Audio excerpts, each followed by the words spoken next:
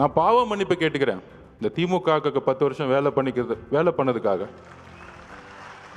இந்த தமிழக மக்கள் முன்னாடி பாவ மன்னிப்பு கேட்டுக்கிறேன். ஏன்னா எதிர்கட்சியா இருக்கும் பொழுது ரொம்ப நல்ல கட்சி, ரொம்ப நல்லவர்களா தெரிஞ்சாங்க.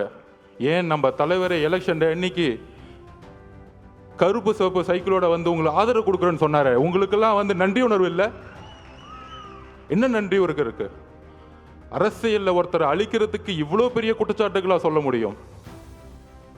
மதுரை மாநாடு முடிஞ்சவன தலைவர் சொன்னார், மக்களை சந்திக்க வரேன் அப்படின்னு. மக்களை சந்திக்க வரேன் மதுரை மாநாடு முடிஞ்சு சொல்லும் போது எல்லா கட்சி தலைவர்கள் மாதிரி நம்மளும் ஒரு வண்டியை எடுத்துட்டு ஃபர்ஸ்ட் திருச்சி போகணும். யாருக்குமே தெரியாது நமக்கு இப்படி ஒரு கூட்டம் வருமா. திருச்சி ஏர்போர்ட்ல இருந்து அந்த 7 கிலோமீட்டர் கடக்கிறதுக்குள்ள 6 மணி நேரம் முடங்கியது திருச்சி. எந்த தலைவருக்கு இது நடந்திருக்கு? எம்ஜிஆர்னு சொல்றாங்க, அப்ப நாங்க பிறக்கல. ஒவ்வொரு சீனியர் லீடர்ஸும் சொல்றாங்க எம்ஜிஆர் இருக்கும்போது தான் இப்படி இருந்துச்சு, எம்ஜிஆர் இப்படி தான் இருக்கும்போது இருந்துச்சுன்னு. அடுத்து திருச்சி முடிஞ்சு அரியலூர் போனோம். அரியலூர் போறதுக்கே நைட் ஈவினிங் 4 மணி ஆயிடுச்சு. 4 மணிலிருந்து பெரம்பலூர்ல இருந்த மக்கள் 7 மணி நேரமா வெயிட் பண்ணிட்டு இருந்தாங்க. 70,000 பேர். அதுல முக்கியமா பெண்களும் குழந்தைகளும். அப்ப எஸ்பி சொன்னார், சார் 1 மணி ஆயிடுச்சு சார், இப்ப வந்தா ஏதாச்சும் அசம்பாவிதம் ஆயிடும் போதுன்னு. துடிக்கிறார் தலைவர். நமக்காக 7 மணி நேரம் வெயிட் பண்றாங்களே, நம்ம போய் மூஞ்ச காமிச்சிட்டு வந்துடுவோமே. ஆனா காவல்துறை அனுமதி இல்லை. வண்டியை லெப்ட்ல திரும்பிட்டு ஒரு கலங்கிய கண்ணோட பெரம்பலூர்ல இருந்து கிளம்பினார். அவர் தான் எங்க தலைவர். நான் உண்மையை சொல்லணும், அரசியல் பேச்சு இல்லை, உணர்ச்சியான உண்மையை சொல்லணும். அதை முடிஞ்சு அடுத்தது திருவாரூர் போனோம். திருச்சியிலேருந்து கிளம்பி நாகப்பட்டினம் போனோம். நாகப்பட்டினத்தில் அப்பயே சொன்னார், நாங்கள் என்ன கேட்குறோம், ஒரு நல்ல இடம், மக்கள் வரும்போது அவர்களுக்கு ஒரு பாதுகாப்பு.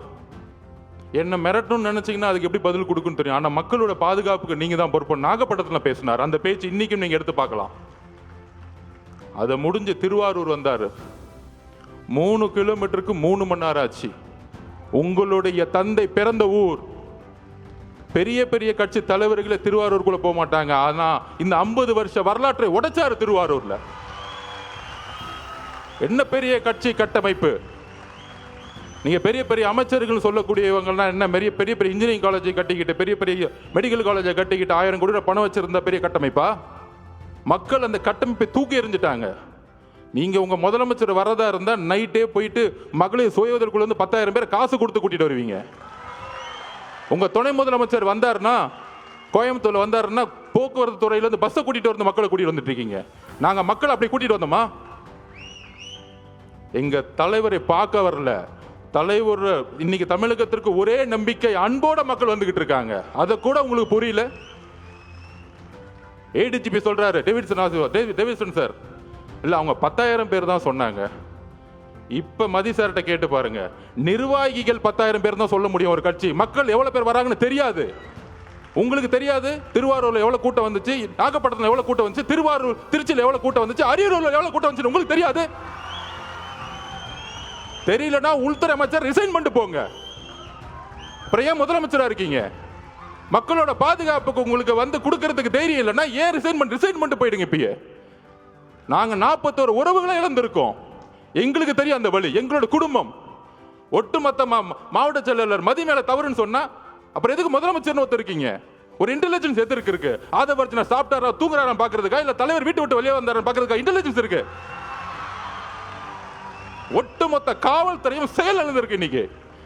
அதுல ஒருத்தர் நமக்கு அட்வைஸ் சொல்றாங்க, கரூர் வந்து மோசமான ஏரியான்னு உங்களுக்கு தெரியாதா? அந்த செந்தில் பாலாஜி வந்து ஒரு ரவுடி பையன் உங்களுக்கு தெரியாதா? 6 மாசம் இருங்கடா. யாரு ரவுடி, யார் அதிகாரப்படும் தெரியும்டா உங்களுக்கு. யாருக்கிட்ட 30 நாள் அண்ணன் அமைதியா இருக்கான்னு பார்த்துட்டு இருக்கீங்களா? அந்த எண்ணத்துக்கு நான் ஒரு பதில் சொல்றேன். நேத்து கோவை மாவட்டத்தில் நம்மளோட சகோதரி மிகப்பெரிய பாலியல் பலாத்காரத்துக்கு உட்படும் பொழுது தவறு நடந்துச்சுன்னு எல்லாம் போராட்டம் பண்றாங்க. கோயம்புத்தூர்ல போராட்டம் பண்றாங்க. அதுக்கு உடனே திமுக ஆதரவாளர்கள், அந்த பொண்ணு ஏன் 11 மணிக்கு அங்க போச்சு? அறிவில்லையாடா திமுக காரங்களும்? அறிவில்லை. நீங்க எல்லாம் பெண் குழந்தைங்க பெற்றிருக்கீங்களா இல்லையா? உங்களுக்கு அறிவு இருக்கா இல்லையா? பெண்ணும் ஆணும் எங்க வேணாலும் போகணுங்கிற சுதந்திரம் இருக்கக்கூடிய தமிழ்நாட தலைவர் வந்த பிறகு மாத்து வர்றா. அந்த மாதிரி தான் திமுகவோட வாடகை வாய்கள் நமக்கு வந்து அட்வைஸ் பண்றாங்க. ஏன் கரூர் போனாங்க, திருட்டு பசங்களை பத்தி பேசாம நம்ம அட்வைஸ் பண்ணிட்டு இருக்காங்க. என்ன அரசியல் இது? உங்களோட கேவலமான வார்த்தைகள் பேச தெரியுமா? நீங்க தலைவர் அதுக்கான பயிற்சி எங்களுக்கு கொடுத்ததில்லை. ஞாபகம் வச்சுக்கோங்க. புது அரசியலை உருவாக்க வந்திருக்கும். ஊழல் குடும்பத்தை தூக்கி எறிய வந்திருக்கும். எங்களுக்கு அரசியல் கத்துக் கொடுக்காதீங்க. ஒட்டுமொத்த குடும்பமும் ஊழலை தவிர இன்னைக்கு எதுவுமே கிடையாது.